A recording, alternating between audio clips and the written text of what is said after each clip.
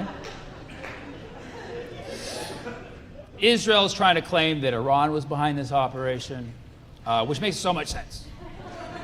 Iran has to take a break from trying to get their bomb. But Israeli officials are saying that if they have any evidence that Iran was somehow involved, they can use this as a pretext to strike Iran, which is ridiculous because Israel never needs a pretext to hit someone. That's just, since when? Since when do they need a reason? And of course, a lot of people are suggesting this could have been an Israeli false flag operation. Now, obviously, that's where my mind goes, okay? But I don't actually verify it until I actually have enough information. I don't have enough information. I just have a hunch, that's all, and that's not enough to go around spreading it. The only things that are suspicious is Netanyahu always, okay? Netanyahu immediately blamed it on the Prime Minister of Australia, saying that it was because of their policy to recognize the state of Palestine. What the is wrong with you, dude? Why would that be the problem? Liberating people who've literally been oppressed and suppressed for so long. Like, the fact that he said that, and just the fact that he's Netanyahu, just makes you very suspicious, right?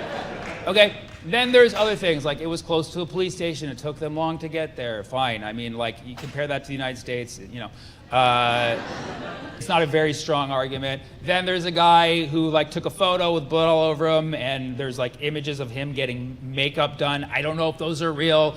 There's also images of Google Trends saying the suspect's name was searched a couple days before. We've seen this so many times in the last, few months, really, with Charlie Kirk, the National Guard shooting. And I looked it up. I always double check it myself. I looked up on Google Trends. I did not see it. So could have been wiped. I'm just saying either we're paranoid or they're onto us. I don't know which one it is. Okay, but I don't have enough information to say it's a false flag.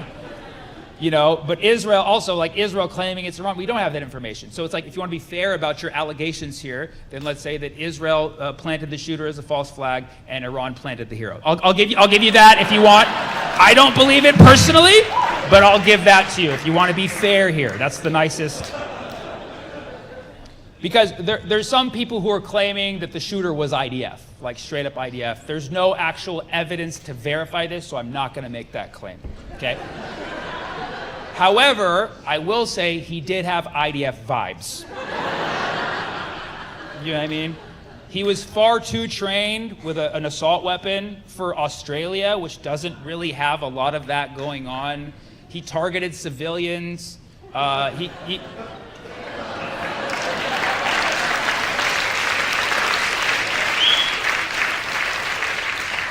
came from India, which a lot of IDF soldiers do. Sorry, Indians, you're not dumb. I'm just saying sometimes that happens.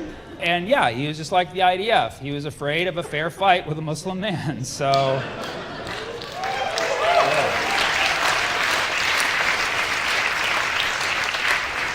And that's how he got taken down by a fruit shop owner, so.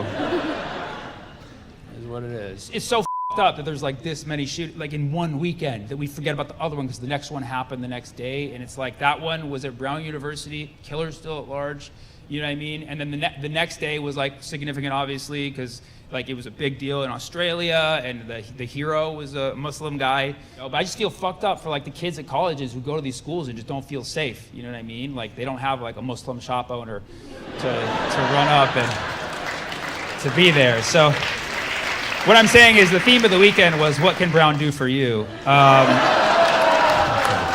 right, I'm sorry. I know. Just stay inside. Just stay inside. But yeah, it is just crazy that Candace Owens made that tweet. I don't know. Listen, I like Candace Owens. Don't send me old videos of hers. I don't give a fuck, okay? I'm in love with Candace Owens and Tucker Carlson. I don't care what you say. Tucker Carlson, I'm in a romantic pseudo relationship with that guy. Don't send me old videos of him in the bow tie. I do not give a fuck, okay? He's the #1 voice of Palestine in the world. I don't know how it happened. I don't know what happened. It wasn't my choosing, but it is what it is. He's reaching a demographic of people that, face it, none of us would have ever reached, okay? So just let me be in love with this man, okay? When he laughs, I come. I just want to enjoy this moment. I even laugh at his jokes now. I don't know how to... He made a joke on his podcast the other day where he's like, people think I'm getting paid by the Qatari lobby. Like, what would that be? A-quack? Like, A-quack! Oh my God! Why didn't I think of that?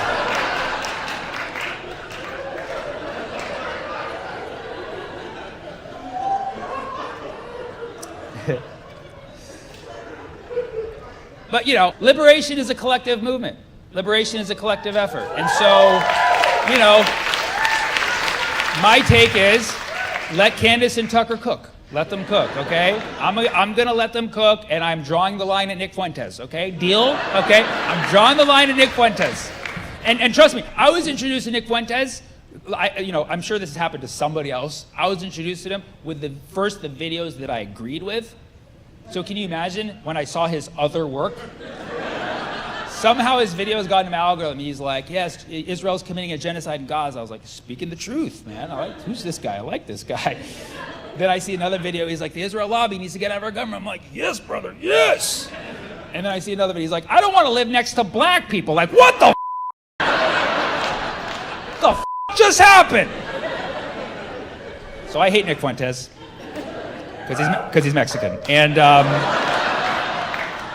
and I'm racist, like he said. Everybody's racist, but he is a virgin, you know.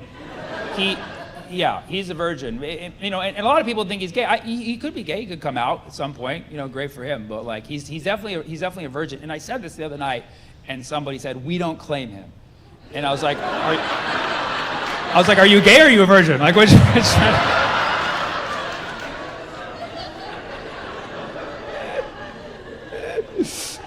Virgins are like, get that man laid immediately. We do not want him as part of our community. Here I am in the virgin capital of the world. No, I'm kidding. I'm kidding. That's like more like Cambridge, right? It's more like, we're all from Cambridge, dude. I don't know the difference between the neighborhoods here enough to be like, well, Somerville, shout out. Come on. All right. You know the Southeast. Listen. Okay. I know a lot of people come to my show because they support Palestine, and I love that. And I know that sometimes things can get very depressing because of reality, okay? But I would like to give you some light at the end of the tunnel. Okay, bad analogy. I would like to give you some hope, okay? And, I know at times it can feel very disillusioning because I think sometimes we mistakenly adopt this mentality that this situation is a war of two sides. It's not. It's not a war. If it was a war, it would be very asymmetric, right? You know what asymmetric means, right? Okay, just gonna okay. It means not symmetric, right? It means A means not. A is short for anti. It's anti-symmetric, okay? And it's an anti-symmetric warfare. Trust me, I've been nominating for the top 10 anti-symmetric people of a crooked face, but yeah, I fall into this trap too. It's easy to adopt this narrative that it's a war of two sides because the media pushes this narrative, and so sometimes I fall into this trap, and you'll be up late at night being like, oh my God, I support Palestine, but the other side has the entire backing of the West and the whole military-industrial complex and the biggest bombs being signed in Sharpies by douchebag politicians who are getting paid off by creepy lobbyists who are working alongside of bots online spreading misinformation. They're in my DMs every day. I'm like, who the f*** am I talking to? Real people or bots? I don't f***ing know. Are they getting paid $7,000 a post? I'm doing this shit pro bono. What the f*** is going on? I'm going so f***ing crazy. I love Tucker Carlson. What's going on? What's going on? I draw the line at Marjorie Taylor Greene. What's going on?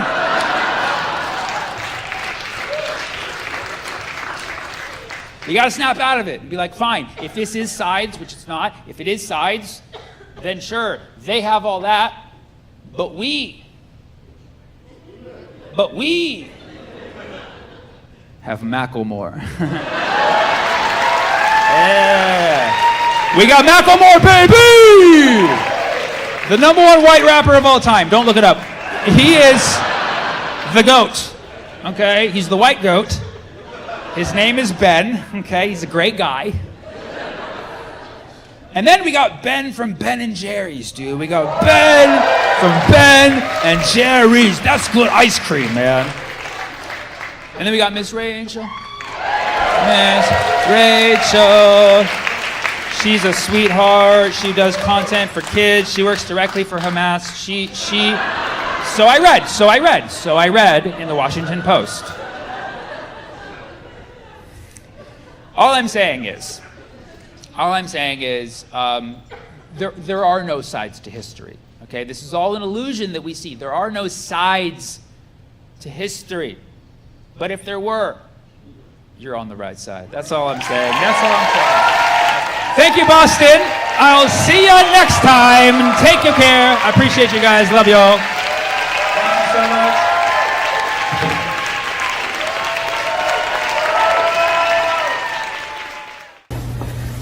Look at this package. First of all, man, he